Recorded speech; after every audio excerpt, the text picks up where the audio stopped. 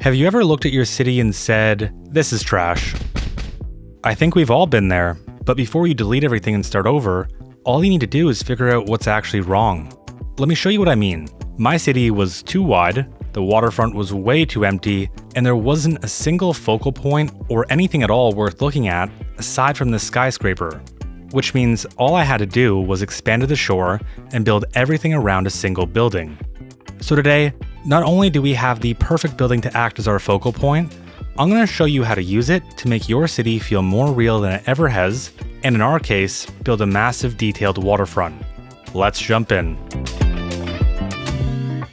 I was about to say the first thing that we need to do here is upgrade this road, but yeah, we have a tornado right beside our downtown. I'm just going to hope and pray that it goes away.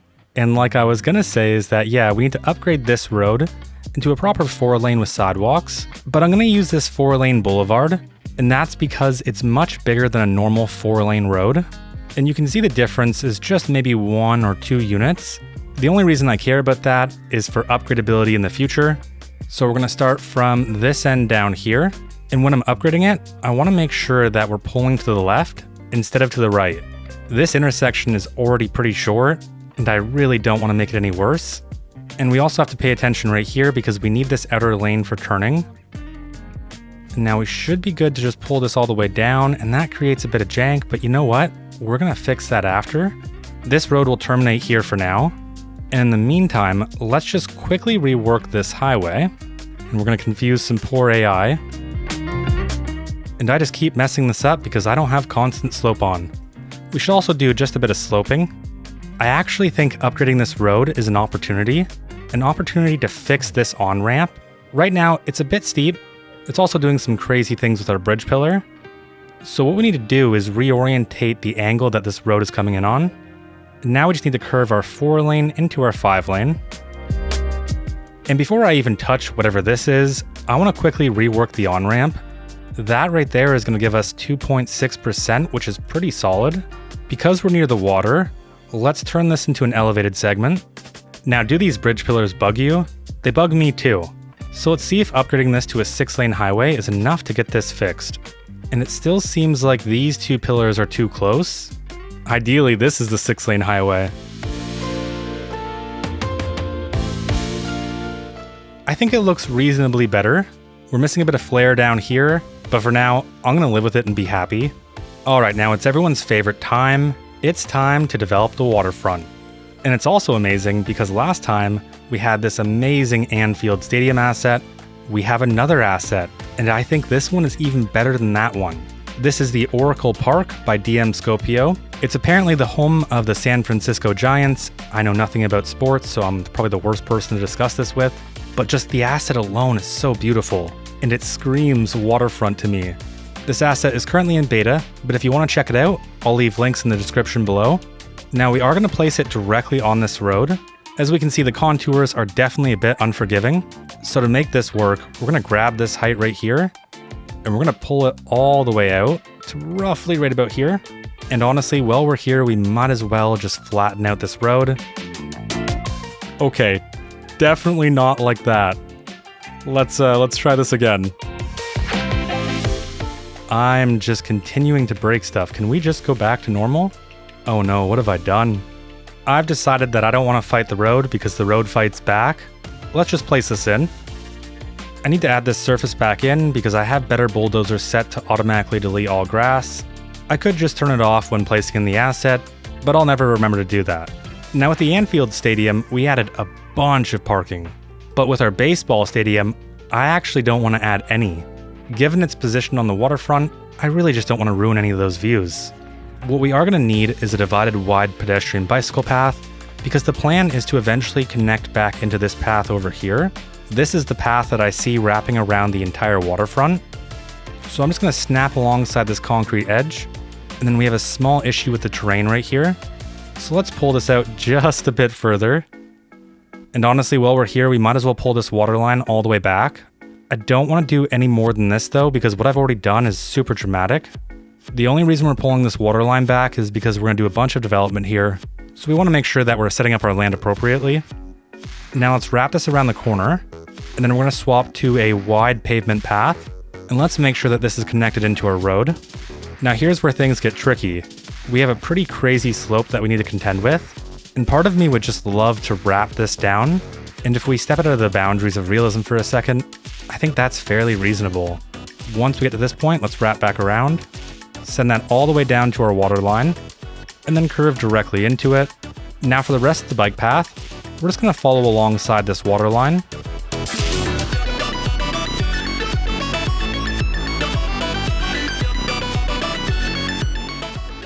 And I had to stop myself because I was going to pull this water line all the way back, but in this case, I'm not entirely sure if I actually want to develop this area. I could potentially see this as some type of community amenity, and if that's the case, I don't think it's going to be too big of a deal if the trail floods every now and then. I actually used to live near a trail kind of like this one, but every time it rained, the path would flood, and you could still walk through it, but you might get your boots wet. I just want to do a little bit of cleaning up here, so we'll add the key wall, we'll fix the crazy terrain, and we'll try and smooth all of this out. That way it feels just a bit more integrated.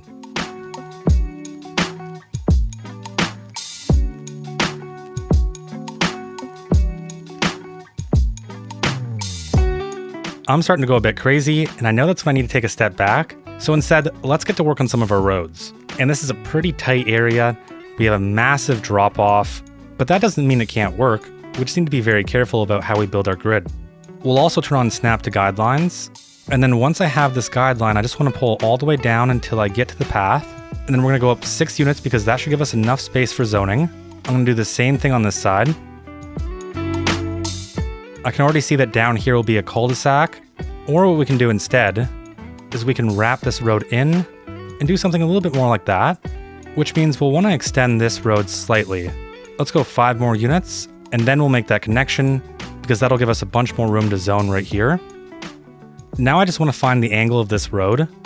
So right before it curves, I'm going to go up another 6 units.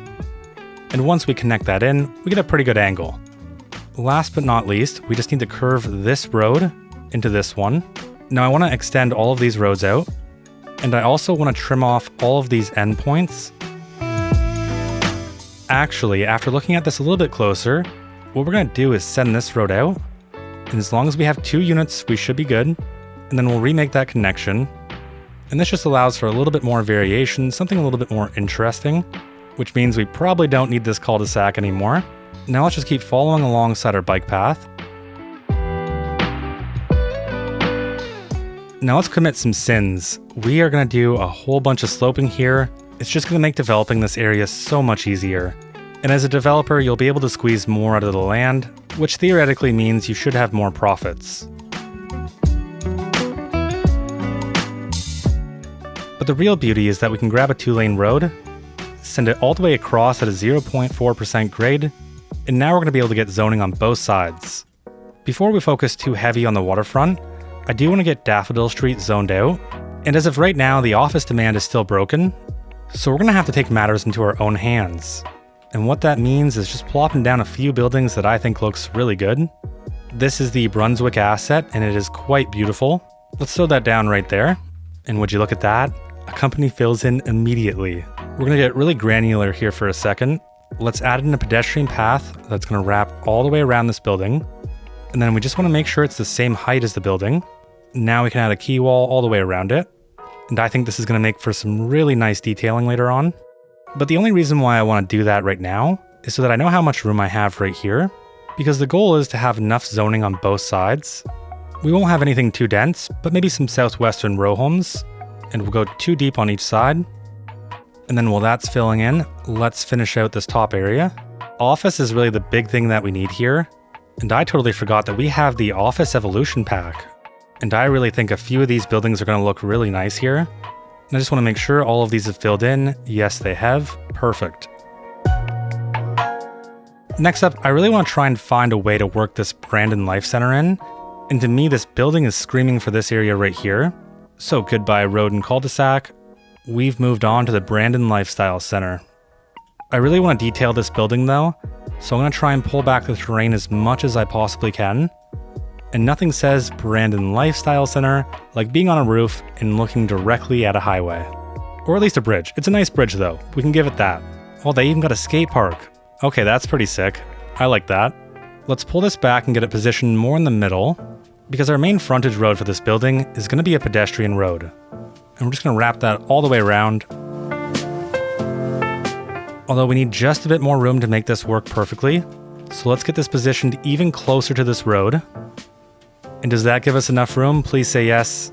It just gives us enough room. That is perfect. I want to hide some of this ugliness, so let's add the key wall on both of these roads. And last but not least, let's just make sure to connect it into our road.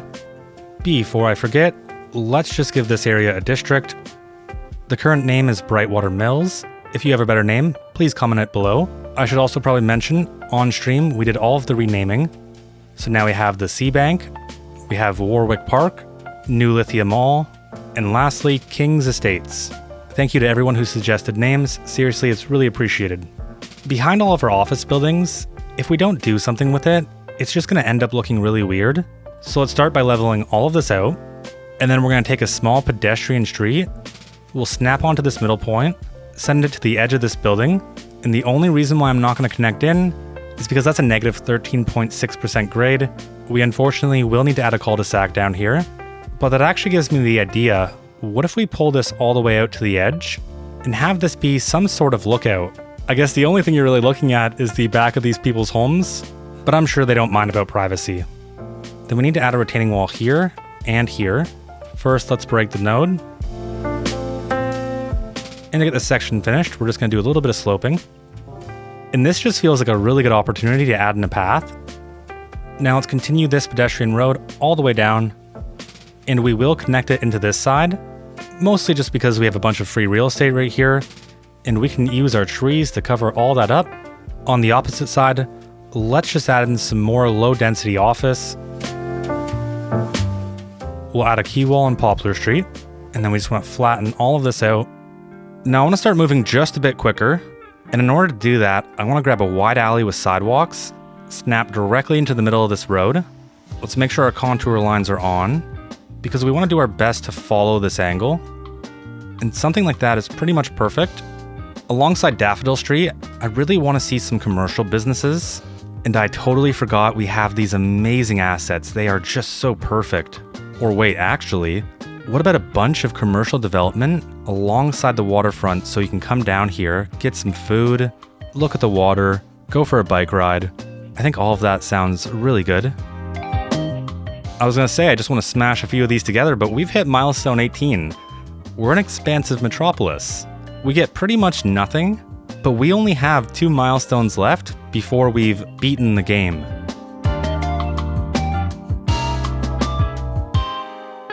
There is one more important asset that I really want to use, and that's these North American apartments.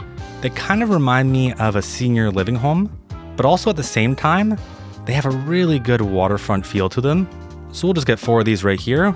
Let's move these 2 over a little bit, and I don't want to encroach on our sidewalk, but I do want to get as close as we can. And that right there is perfect, so now we just need to run a path directly through the middle. And this time, I'm just going to go with a gravel path. Near our Brandon Lifestyle Center, let's have a few of these level 5 office buildings. We'll bring them nice and close together, that way they feel like they're one building. And now I want this to be double-sided, because we're wasting a massive opportunity here just by having this very ugly back looking at the water. So we'll use the exact same mesh as this building. We're going to place 4 of these down. Now we'll just move them to the back. And that just gives us something a little bit more alive. Although the colors definitely feel off, so let's get something a little bit different here. We'll use another pedestrian path to snap directly into the middle of this road and connect into our bike path. And honestly, 1 is fine, but 2 sets of these is just too many. Now I want these static variants to somewhat function, or at least give the appearance that they function. So we're going to place in 2 of these ploppable office blocks. We'll add in the pedestrian gate right at the front door. The biggest reason for this, though, is that it's going to give us a bunch of jobs, which is what we badly need. Along the rest of Daffodil Street, we're just going to have a bunch more office. I'm not going to try and go as dense as I did here, but I just really want to tackle unemployment. It's at 12% right now.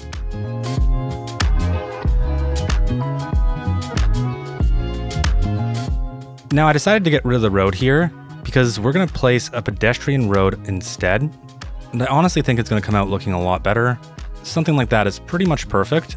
Of course, there's a bunch of crazy jank happening right here. In fact, this looks kind of broken.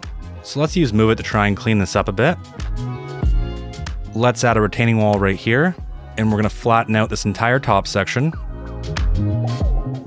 Now let's do the exact same thing that we did for this road, but on this side, and then we'll fill in the rest of these two areas with some southwestern row homes.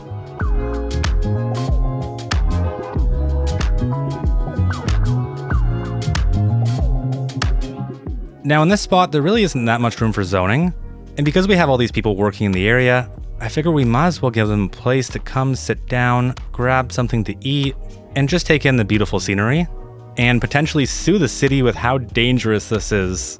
Okay, so maybe not this park. And I'm starting to let the crazy get the best of me, so I'm just going to prevent that by adding in a few trees in this area. And then you won't even be able to tell that there's a bunch of jank there. I can tell that there's a bunch of jank here though, but thankfully we have our handy dandy vanilla asphalt, so we'll just place it over there and call it a day. Now for the rest of this, there really isn't too many assets left that I think are going to fit really well here. It's mostly going to be the southwestern, some office assets because we really need the jobs, and ideally commercial, but we have no local demand. In fact, have these buildings even filled in yet? No company in this one. No company in this one. Yeah, only 2 of these have companies, which means I'm just going to delete all of these. It's a bit unfortunate, but we really have no choice. So let's quickly get this area all filled out.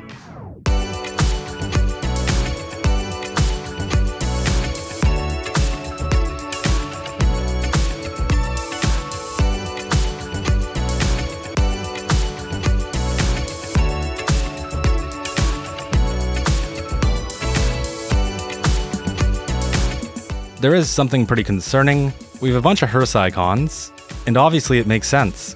We have no services in this area. I don't know how I forgot. So I'm just going to quickly go and assign every single service from the Bayfront Civic Center right into Brightwater Mills. Alright, and there's all of our services assigned to this area except the crematorium. We've been operating this entire area off of one crematorium, and it has been doing an amazing job. It's pretty much the MVP of this entire area, but now I think it's time that we add in another one, and that's literally just because we're expecting way too much from it. I don't usually like the France crematorium too much, but I think in this case, we can definitely make it work on our waterfront. We just need to find a place where it feels a bit inconspicuous, and actually right here, right beside these offices, I feel like this is going to be a pretty good fit. Does it have any upgrades? It does. It has the additional cold storage. We're definitely going to add that on, and we'll also set this to operate in this district only. I don't really feel like this fits with the waterfront style too much, and this should be a really easy fix. All we need to do is throw a bit of art onto the walls. Even something like that is pretty good. Another one on this side, and then on the front we'll just place one right there. That way it has somewhat of a nice outline. And now with our waterfront done until detailing, it's time to swap to fixing some transit. So first, I do have some good news. The amount of citizens riding our bus per month is 101,000. Honestly, it's really solid and it just keeps going up. You can feel free to call me the king of transit in the comments below. It's not mandatory, but it is highly encouraged. So our ridership's doing good, and I don't want to adjust any of the lines. But I mean, just take a look at this pathetic custom bus station. And honestly, I'm really glad that I didn't let the crazy take over, because I would have just deleted it all right now. Now before we replace this, I want to make sure that all of our lines are stuck to this road, because I really don't want to lose them. And wow, this is doing some crazy things. I'm sure that won't be confusing later. There should only be 4 lines here. This station to Terminus, our Cherrytown circulator clockwise, our Cherrytown circulator counterclockwise, and then the shopping center to Cherrytown. Now we should be good to delete all of this. And we're also going to delete this signature building. It doesn't have enough customers, and I don't think it's ever had enough customers since we placed it in. We're going to flatten this entire area out because it's just going to make this a million times easier to work with. Let's also add a key wall on this side. And that broke something. I'm not going to worry about it. That seems to be my go-to strategy, and it's worked really well. Now I want to turn off snap to the sides of a road, and that's just because I want to pull this back way further. And to explain why I want to pull it back further, it's to prevent a little bit of jank happening from the slope up. We're also giving our buses more visibility as they approach the turn. And finally, it allows us to do a little bit of node manipulation to make all of these turns just a little bit more smooth. I've been debating whether or not to keep the lights here, and in this case, I think I will. Mostly just because we're going to have a lot of bus traffic coming in through this road, and they're going to have to turn left here, and it seems like this building doesn't have any connections to power. That's a bit concerning because I was pretty sure that the bus road has power. Okay, thankfully that connection was able to fix everything. Before we do anything else, let's grab all of our routes and we're going to send them into our bus station. And now this should be a fully functioning bus station, so let's click play. While we're letting everything simulate, let's drag out some of these connections. And really overall, just a super beautiful asset. You can tell there's a lot of love and care that went into making this. A really good consideration is these elevators, because if you were someone that couldn't walk down the stairs for whatever reason, you still need to be able to access transit without riding the hill of death. There is a few things that drive me crazy though, and it's most likely just due to how I have this massive grass surface all over this area. So let's get that sorted by pulling it back. Now I don't know if this is just me, but I find the transition from grass texture to vanilla grass, it just looks off. So I always like to try and find a way to blend those two together if I can, which means usually you need some type of boundary, something where the grass surface can stop naturally, or you just need to place a whole bunch of trees alongside it. In this case, we're going to use this path, and we're going to treat it like an amenity. Let's get rid of most of these trees over here. And now we just need to place something in the middle. And let's throw down a nice fountain plaza, and we'll add in any surface right in the middle, doesn't matter which one. And now down on this side, let's just throw down a bunch of trees. And then we just need to smooth out some of the rough terrain over here because it looks like a massive hill. You know, the more I think about it, the more I feel like this would be a dangerous place for water to pile up. Ignoring that though, let's throw down a park right here. And then in between these paths, let's get in a few smaller pocket parks. And we should also probably connect these two together. And I'm really loving how this is looking. There's only one thing left to do in this area. I just want to connect the path into this road. Ideally, what we would have done is just added in more development, but until we get some commercial demand, it's just not feasible. Down in Lithia Sands, I think our bus station is in a really good place. The tram station is also doing really good, so I don't really see a reason to replace any of these assets. I do see a reason to delete these two businesses though. Let me guess, they're hotels? They are indeed lodging. They're both losing money and they're probably tanking our demand like crazy. And we'll replace them with some basic office for now. This really should help with all of our unemployment. And I do want to tackle trains, but we're going to do that next time. To briefly explain what this area is, this is a storage and warehouse center. This is where we've repositioned our bus depot. It used to be in the recycling center, but we moved it closer. That way it would have less deadheading. This is a muscle car garage. We have the energy drink bottling plant, and then we have the Barnes & Noble storage warehouse. All of this was made on stream, and usually I don't like to do any development, but in this case, it was my birthday and we got a little bit out of hand. Now we have a really important task at hand. We need to integrate Brightwater Mills into the surrounding area.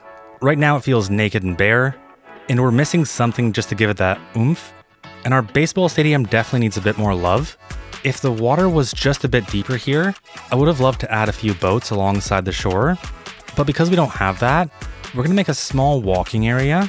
And aside from that, the rest of the area is going to be a bunch of landscaping, hiding a bunch of this jank. So let's quickly jump in.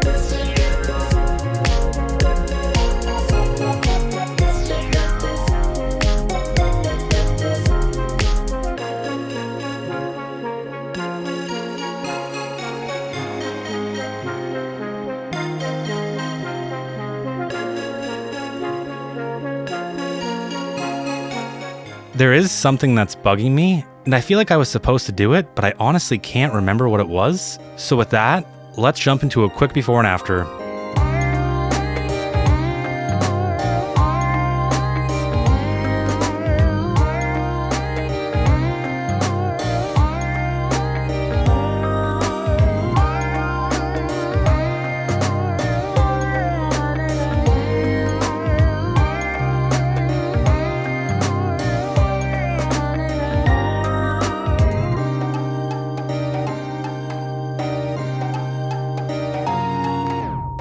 Really hope you enjoyed. Today's shoutouts go to Jake Hill, Gary Key, Deku, Middleveen, Michael Mills, Evan Aird, and to everyone else supporting the channel. If you want sneak peeks, save file access, or exclusive roles on Discord, you can join us over on Patreon or YouTube. And other than that, I'll see you in the next one.